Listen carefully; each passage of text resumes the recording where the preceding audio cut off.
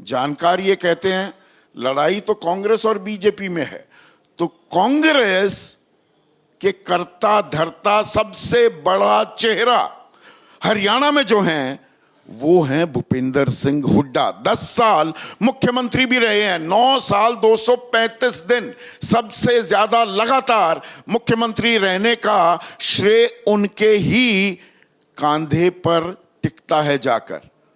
और उनके बाद सबसे लंबे मुख्यमंत्री कोई रहे तो वो मनोहर लाल खट्टर, 9 साल 118 दिन। लेकिन लोकसभा चुनाव से ठीक पहले उन्हें हटा दिया गया।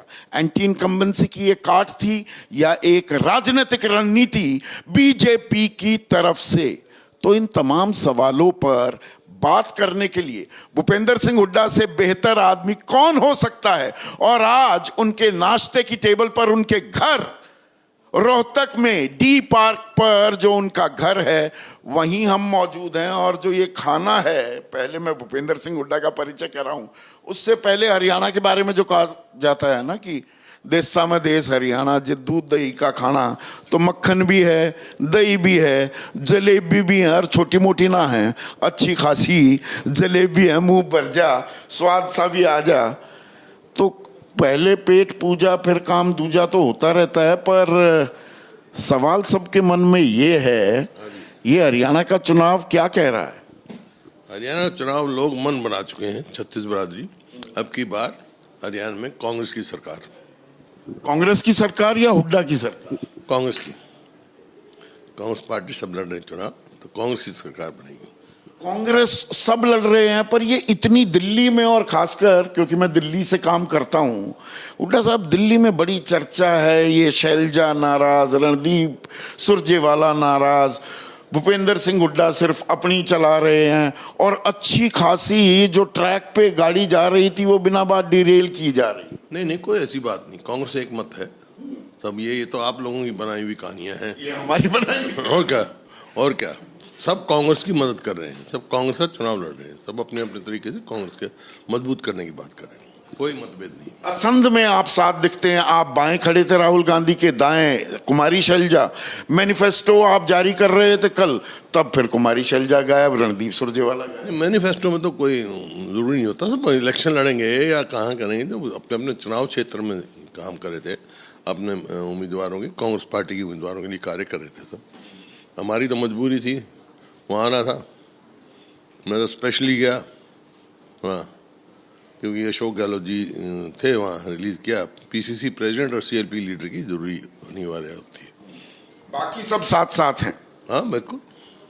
क्या ये अब एक न्याय यात्रा भी निकल रही है? ये यात्राओं का क्या चक्कर है? कितनी यात्रा निकालेंगे कांग्रेस वाले? आपने अपनी एक यात्रा निकाली है, कुमारी शैलजा ने एक, रणदीप सुरजेवाला ने, अब राहुल गांधी भी यात्रा पर निकलने वाले हैं। राहुल गांधी नेता हैं, क्यों नहीं निकालेंगे? कांग्रेस के हक में निकालेंगे वो, और उनका एक तरीका है लोगों तक पहुंचने का, और सबने अपने अपने हिसाब से कांग्रेस को मजबूत करने का काम किया। वो भारत जोड़ो यात्रा पर भी निकले थे, उसका अच्छा खासा असर पड़ा, जोश उत्साह बढ़ा कांग्रेसी कार्यकर्ताओं में। तो हरियाणा में आखिरी 3 दिन, भाई 3 तारीख को तो प्रचार खत्म हो जाएगा हुड्डा साहब, तो 2 तारीख तक, 30, 1 और 2 को ये यात्रा, ये लास्ट माइल पुश है या ये एक रक्षात्मक स्ट्रैटेजी भी है कि नहीं भाई जीतना, किसी भी कीमत पर जीतना है? नहीं, यात्रा का मतलब ये है डिफरेंट जगह पब्लिक मीटिंग एड्रेस करेंगे, वो रास्ते में जाएंगे। बाइक हाइब्रिड यात्रा है, गाड़ी से भी चलेंगे, पैदल भी गाड़ी से चलेंगे। अच्छा, गाड़ी से चलेंगे। तो ये आखिरी 3 दिनों में आने का मतलब क्या है? बात सदैव आते हैं, और यहाँ बीजेपी के नेता भी आखिरी 3 दिनों में आ रहे हैं। फिर बीजेपी के नेता आ रहे हैं, आपसे बड़ा प्रेम भी दिखा रहे हैं कि दामाद, दलाल, डीलरों की सरकार फिर से आ जाएगी अगर भूपेंद्र सिंह हुड्डा मुख्यमंत्री बनते हैं। देखिए 10 साल हो गए, मैं कई बार कहा, असेंबली में भी कहा था मैंने, कि नाम लेते हैं रॉबर्ट वड्रा जी को सरकारी 1 इंच जमीन नहीं दी, मैंने ऑनोट कह सकता हूँ, बिना बात के करना कोई बात कोई। तो ये फिर ये इतने सालों से ये अफवाहें और ये आरोप कैसे चल रही हैं? अफवाहें हैं जब तो कुछ हुआ नहीं भाई, कोई केस नहीं, कोई बात नहीं। अब प्राइवेट डीलिंग किससे होती है, इससे सरकार से मतलब नहीं। सरकार ने, भूपेंद्र सिंह हुड्डा की सरकार ने 1 गज 1 फुट भी जमीन रॉबर्ट वाड्रा को नहीं दी। सरकारी जमीन कोई नहीं दी, सरकारी जमीन कोई नहीं दी। आप ये ऑन रिकॉर्ड, हाँ ऑन रिकॉर्ड कह रहा हूँ, ऑन रिकॉर्ड, हाँ ऑन रिकॉर्ड कह रहा हूँ। तो ये सारे मनगढ़ंत आरोप हैं, ये झूठे आरोपी हैं, आरोप हैं। ईडी की जांच की बात आती है, ईएमआर एमजीएफ पर हो रही है जी, वो जमीनें आपके टाइम पर दी गई किसको? कि इन ग्रुप्स को। मैंने कहा सरकारी जमीन हमने किसी को नहीं दी। सरकारी जमीन अगर दी हो तो कोई भी कार्रवाई के लिए भूपेंद्र सिंह हुड्डा तैयार। हाँ बिल्कुल, किसी भी प्राइवेट डेवलपर को नहीं दी हमने। ये अलग बात है, एक्वायर करी, इंडस्ट्रियल प्लॉट काटे या हुड्डा के सेक्टर बनाए, और इनकी तरह लूट नहीं मचाई, इन्हें लूट नहीं मचाई। लॉटरी से निकलता था आम आदमी को जो मिलने वाला था, प्लॉट में, रेजिडेंशियल कॉमर्शियल। प्रधानमंत्री मोदी चाहे वो हिसार आए, कुरुक्षेत्र आए, वो ये कहते हैं कि जी किसानों की जमीन, क्योंकि किसान आपने एक बड़ा मुद्दा बनाया हुआ है हरियाणा के चुनाव में। अरे भाई हुड्डा साहब तो किसानों की जमीन बेच देते हैं। ये हरियाणा की लैंड एक्विजिशन पॉलिसी जो हमारे टाइम की थी, सारे देश में लागू हुई। सबसे बेहतरीन लैंड एक्विजिशन मांगी, जो लूट मचाई हुई थी पहले इनेलो बीजेपी सरकार में, इनमें वो लूट बंद की मैंने। किसानों 1-1 लाख 2-2 लाख रुपया कंपनसेशन मिलता था। मैंने पूरी प्रदेश का फ्लोर रेट फिक्स किया और रातों रात करोड़पति बने किसान। और आज की तारीख में तो असली किसान नकली किसान पर भी विवाद हो रहा है। असली और नकली, नकली है कि असली है। और जी शंभू बॉर्डर पे बैठे हुए वो तो नकली किसान है, मुखौटा लगाए बैठे हैं, और कांग्रेस आग में घी डालती है, उनका इस्तेमाल कर रही है। ये मनोहर लाल खट्टर कहते हैं। खट्टर जो उनकी समझ में आए वो कहते हैं, जो किसानों के साथ जो किया, 3.5 कानून लेके आए, वापस लेना पड़ा ना, जो किसान विरोधी थे। फिर ये जो किसान वहां बैठे हैं, अगर आपकी सरकार बनती है भूपेंद्र सिंह हुड्डा, तो वहां से बैरिकेड हटा देंगे आप? बिल्कुल। देखिए प्रजातंत्र है, ये सबको अपनी बात कहने का अधिकार है। हाँ, कोई व्यक्ति अपने हाथ में कानून ले तो हमारे पास, सरकार के पास शक्ति होती है, उसका कानून का इस्तेमाल करो उसके खिलाफ। लेकिन अगर कोई शांतिप्रिय ढंग से आएगा, अपनी बात कहेगा, तो सरकार का यही फर्ज बनता है उनकी बात सुने, उनकी समस्या सुने, समाधान निकालने की कोशिश करे। हाँ, कोई कानून हाथ में ले उसके जरूर खिलाफ है। तो मतलब पंजाब से किसान अगर वो दिल्ली आना चाहते हैं, वो सरकार वही पुरानी मांगे हैं, 378 दिन जो आंदोलन चला था, प्रभावी बनाने की बात है एमएसपी को, उन्हीं मांगों को लेकर अगर वो हरियाणा से गुजर कर दिल्ली आना चाहेंगे तो आप नहीं रोकेंगे अगर आपकी सरकार हुई? किसी को क्या एतराज है? हाँ, कानून हाथ में किसी को नहीं लेने दिया जाए। कानून हाथ में नहीं लेने की, किसी की भी सरकार हो, किसी को भी ये इजाज़त नहीं दी जाती है कि कानून अपने हाथ में ले। शांतिप्रिय ढंग से, प्रजातंत्र है, सबका अधिकार है अपनी बात सुनाना। पर प्रजातांत्रिक तरीके में जी वहाँ तो लाशें लटक रही थी, बलात्कार हो रहे थे। बीजेपी की सांसद कंगना रनावत ये बात कहती पाई गई है। देखिए, मैं व्यक्तिगत बात नहीं करता, लेकिन जो भी अगर कानूनी कोई ऐसी है तो वो तो कार्रवाई ठीक है। जो कानून हाथ में लेता है तो कार्रवाई ठीक है। पर जो किसानों पर ये कहा जाता है भाई ये बलात्कार कर रहे थे, हत्या हो रही थी, ये तो खालिस्तानी हैं, ये पाकिस्तानी हैं, ये तो आंदोलन जीवी हैं। किसान ना पाकिस्तानी है ना खालिस्तानी है, किसान किसान है, कोई भी हो, कोई भी हो। पर किसान आंदोलन को क्या आप पीछे से हवा दे रहे थे, जानबूझकर अपने राजनीतिक फायदे का इस्तेमाल कर रहे थे? नहीं, कोई आंदोलन नहीं। जो उनकी जायज मांगी थी उनका समर्थन जरूर किया हमने, बाकी कभी आंदोलन के हिस्सेदारी नहीं बने हम। पर पहलवानों के आंदोलन में तो आप हिस्सेदारी आपने बाकायदा की कि भाई ये विनेश को, बजरंग पूनिया को, दीपेंद्र हुड्डा आपके जो बेटे हैं और सांसद भी हैं, कि उन्होंने समर्थन दिया। ये तो कुश्ती संघ पर कब्जे की लड़ाई थी और मोहरा बना दिया ये महिला पहलवानों। नहीं, जब वो धरने पे बैठी और जब मैंने सुना कि जो अन्याय हुआ, आप देख रहे हैं कोर्ट में केस चल रहा है, सब जुडिस है, केस वैसे थोड़े चलता है, चार्जेस फ्रेम हो रहे हैं, वैसे चार्जेस फ्रेम थोड़े होते हैं। तो न्याय, मैं जुडिशरी पे पूरा विश्वास है, आप देख रहे हैं न्याय। हाँ, ये इनके जब ये धरने पे बैठी थी, जब जरूर मैं इनके समर्थन में गया था। कोई किसी के साथ भी जाती होगी, हमारा फर्ज है। ब्रजभूषण शरण सिंह तो कहते हैं कि नहीं, ये एक खास तबके, एक राज्य के लोग अपनी राजनीति कर रहे हैं। मैंने कहा, किसी के नाम से आप ऐसे बात करो, जब मेरी बात है मेरी से करो। वो कौन क्या कहता है वो तो अब कोर्ट फैसला कर देगा, या आपने जो आके यहाँ अपनी बात सफाई दे, पता लग जाएगा। नहीं कि विनेश फोगाट का आप इस्तेमाल कर रहे हैं, जुलाना से चुनावी मैदान में उतार दिया, ये विशुद्ध राजनीति हो रही है। ये पहले बबीता फोगाट को बीजेपी ने लड़ाया, संदीप सिंह को लड़ाया, योगेश्वर दत्त को लड़ाया, जब तो राजनीति नहीं दिखी इनको। ये जब इसका विनेश का सिल्वर मेडल हुआ और गोल्ड मेडल मिलना था, मैं भी खिलाड़ी हूँ, मैं समझता हूँ कोई ना कोई कहीं गाइडेंस की कमी रहेगी उसकी, जान के या अनजाने में, वो तो टाइम बताएगा, लेकिन उसको प्रॉपर गाइडेंस नहीं देगी। 100 ग्राम कोई ऐसा वजन नहीं है जो कम ना कर सके पहलवान। सो उसको जब जाती हुई और जिसने मैंने देखा टीवी पे, बोली कि मैंने तो पहलवान छोड़ दी, मायूस हो गई। उस टाइम मैंने कहा था, बीजेपी को भी कहा था कि भाई ये मायूस हो गई हैं, इनको करो आप, इनकी जो दिल में चोट लगी है उसको मरहम पट्टी लगाओ। तो उसका एक तरीका ये भी हो सकता है, राज्यसभा में नॉमिनेट कर दो इनको, मेरी मेजॉरिटी नहीं है, नहीं तो हम इलेक्ट कर देते।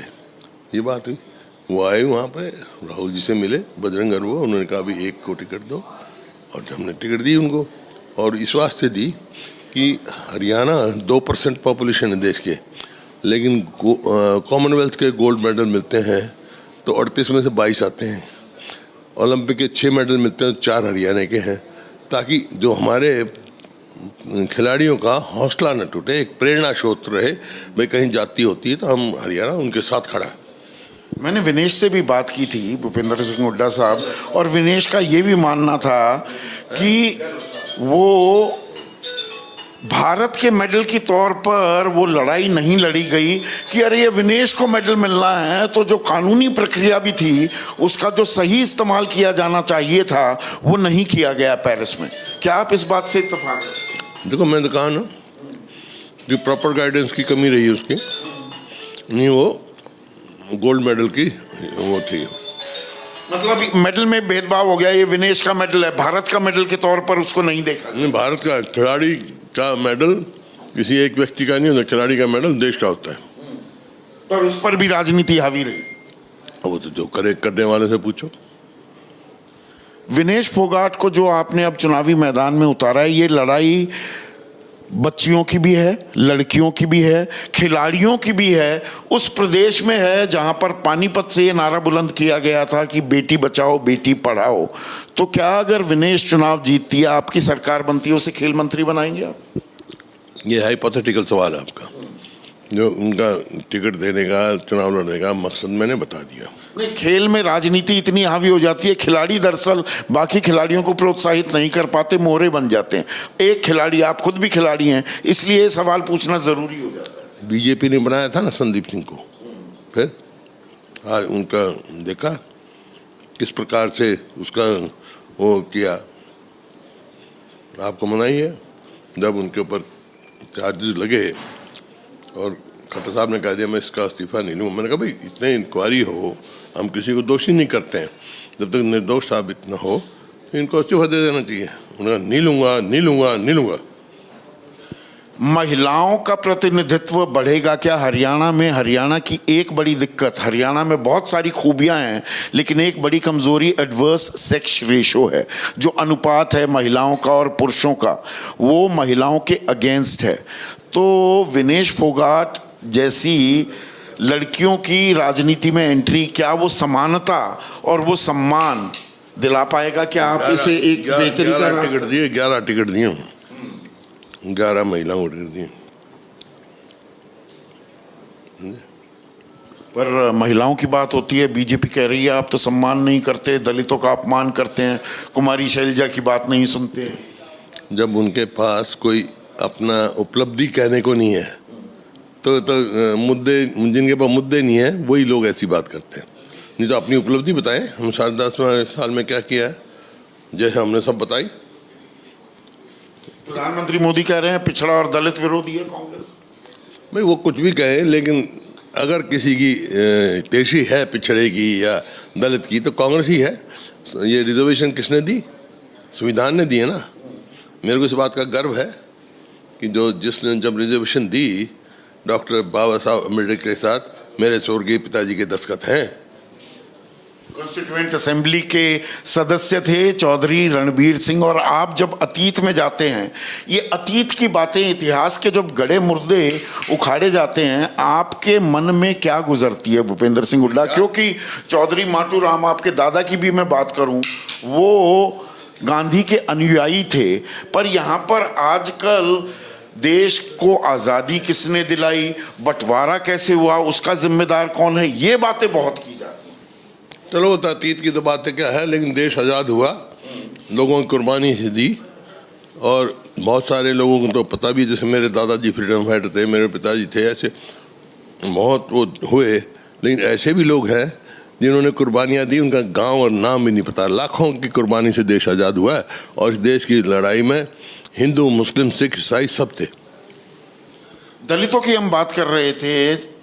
25% वोट बैंक से 2019 में आपको 25% दलितों ने वोट दिया, और 2024 के लोकसभा चुनाव में 68% ये वोट बैंक आपके पक्ष में जाता दिखा। दलित वोट बैंक कितना महत्वपूर्ण होगा? मायावती अभय चौटाला के साथ एक गठबंधन बनाए बैठी हैं, चंद्रशेखर रावण ने दुष्यंत चौटाला के साथ हाथ मिलाया होगा। मैंने कहा ना, दलितों को किसी पे विश्वास है तो कांग्रेस पार्टी पे विश्वास है। ऐसा क्यों? कांग्रेस उनकी तेजी रही है सदा। बीजेपी तो इस बात का मुद्दा बना रही है, 7 समंदर पार जाकर राहुल गांधी कहते हैं कि जब सबको समानता मिल जाएगी तो आरक्षण हटा देंगे, कि ये तो जी इनके डीएनए में है, ये आरक्षण विरोधी है। ऐसा है, ये इंटरप्रिटेशन की बात है, उन्होंने ऐसी कोई बात नहीं कही। ऐसी कोई बात नहीं है, या ये खिसियानी बिल्ली खंबा नोचे वाला खेल भी है 2024 के लोकसभा चुनाव में जो हुआ, जो आप संविधान दिखाकर वोट बैंक अपना हासिल कर पाए? ऐसा है, ऐसा कुछ नहीं उन्होंने कहा। इंटरप्रिटेशन कोई कुछ कर लो, आप लोग अधूरी बात करोगे, अधूरी बातें कहोगे, अपने स्वार्थ की बातें कहोगे। राहुल गांधी कभी ऐसा नहीं कह सकते। उनके पूर्वजों के दस्तखत हैं इस पर। उनके पूर्वज प्रधानमंत्री थे देश के, जिन्होंने संविधान में ये प्रावधान किया है, और इसी बात के लेके लड़ाई लड़ी उन्होंने कि संविधान को बदलने नहीं देंगे। और इसलिए आप हमेशा 36 बिरादरी की बात करते हैं, पर आप पर आरोप ये भी लगता है आप जाट राजनीति को बढ़ावा देते हैं। आप पर भी लगता है ये?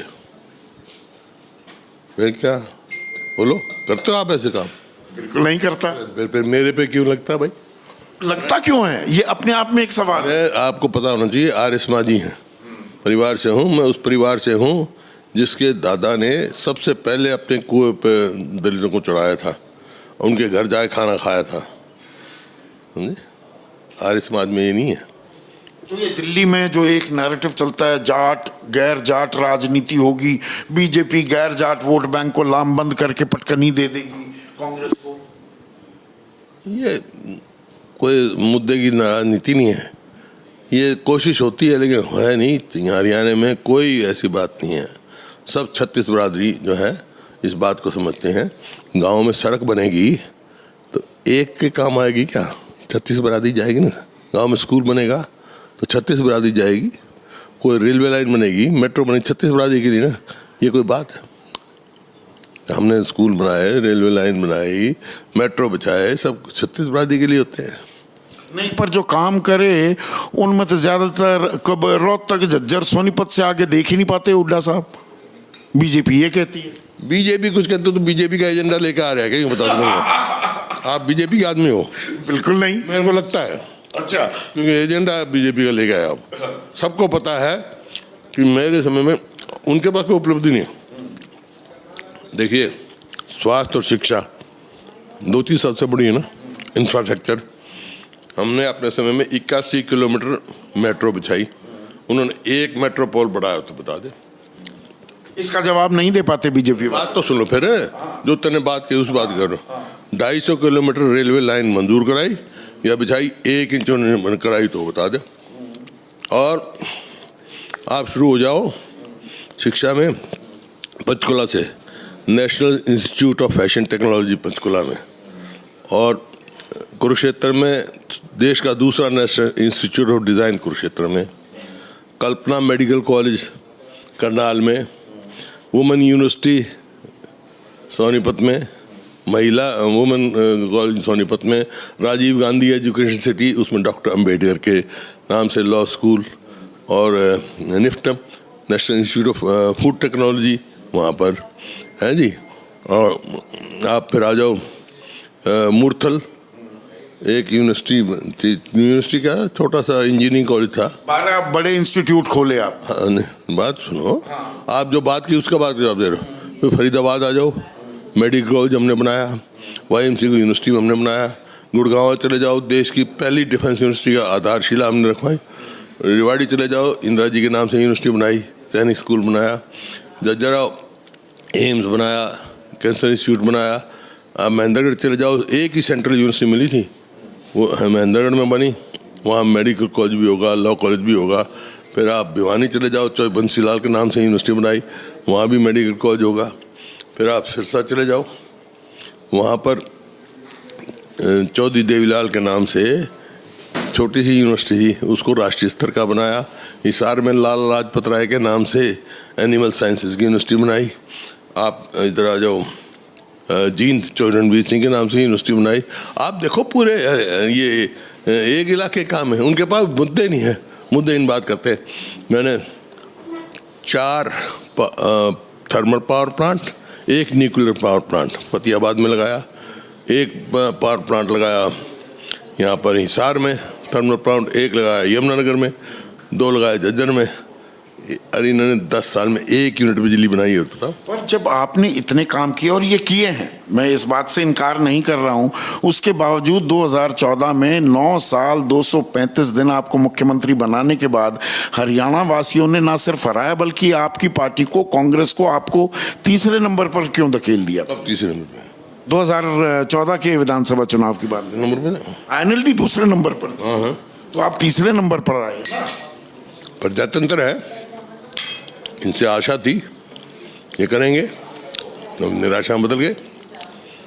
निराशा में बदले। इस बार क्या मुद्दे हैं जिसको लेकर आप ये भरोसा रखते हैं कि आप सत्ता पर वापस आने वाले हैं, काबिज होने वाले हैं? सत्ता और ना सत्ता का सवाल नहीं है, सवाल ये है जो प्रदेश 2014 में प्रति व्यक्ति आय में, प्रति व्यक्ति निवेश में, कानून व्यवस्था में, नौकरी देने में, खेल खिलाड़ी में नंबर 1 था, आज जो है प्रदेश बेरोजगारी में नंबर 1 है, महंगाई में, कानून व्यवस्था यहाँ तक चल रहा है कि स्पेशल जो ये अपना होता है ना प्रोग्रेसिव, सोशल प्रोग्रेसिव इंडेक्स, वहाँ उन्होंने हरियाणा को असुरक्षित कर रखा है। मेरे थोड़े, वो तो इनका गवर्नमेंट ऑफ इंडिया का। और खिलाड़ियों आप देख ही रहे, हमारी पहलवान बेटियों को अब तक न्याय नहीं मिला। राहुल गांधी डंकी का भी जिक्र करते हैं, वो जो एक फिल्म आई थी, और पलायन हो रहा है जी, बाहर जाना पड़ रहा है।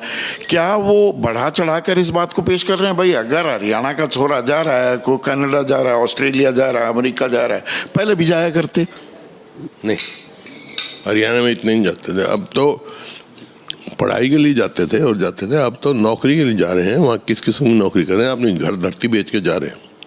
धरती बेचनी पड़ रही है। बेरोजगारी की आप समस्या कह रहे हैं, उसमें जवान का जो ये इशू है, जो अग्निपथ, अग्निवीर को लेकर 10-10 हज़ार छोरे हरियाणा के फौज में भर्ती होया करते, अब तो 40 हज़ार कुल मिलाकर भर्ती ही रह गई।